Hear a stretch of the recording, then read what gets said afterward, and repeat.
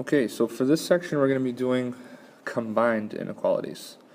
So it's similar to what we've been doing. We're solving inequalities, except we're going to have two to deal with at the same time, and we're going to be dealing with two different words.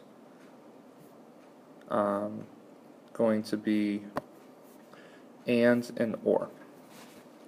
Okay, so first of all, we're going to solve the following with the and.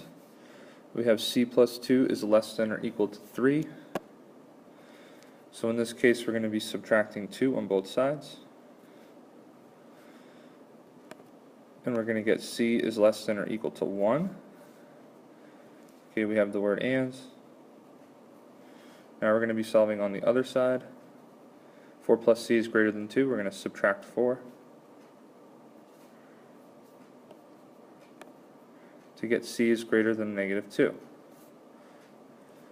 So we're going to be splitting this up into parts when we first start this. The goal is to get to a final location here by combining both of these inequalities. So we're going to do the first one first. C is less than or equal to 1. Remember with that, we just kind of plot down a number. Less than or equal to implies a closed circle. And as long as the variable's on the left, we kind of go with the way the arrow's pointing. So we'll be pointing to the left. Okay, the second one, c is greater than negative 2. Open circle to the right. Okay, now the way that this works for the final answer, we want to combine both of these situations. So what I'm trying to do is think of numbers that are both less than or equal to 1 and at the same time greater than negative 2. So I'm going to plot both of my points down in order. Negative 2 comes before 1. And think about what this means. So it's less than or equal to 1 while at the same time being greater than negative 2. Okay, so I'm going to put an open circle here, closed circle here. Before I was pointing to the left with my 1 and the right with my 2, so I'm just going to now connect those two directions like this.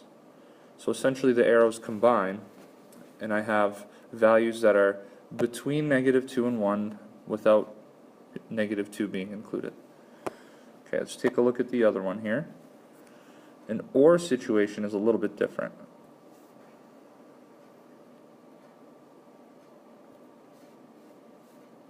Okay, so in this case, I want to add 6 to both sides.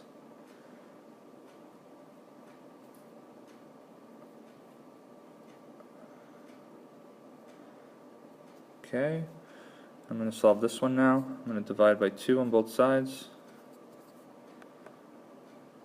Alright, so similar to the last one, I'm going to plot these out. Greater than or equal to 9, and then we know points to the right. Less than 2. Open circle points to the left. Now, in an OR situation, it's going to look a little different. We'll plot our 2 and 9. Combining these two arrows, I'm thinking of numbers that are either greater than or equal to 9 or less than 2.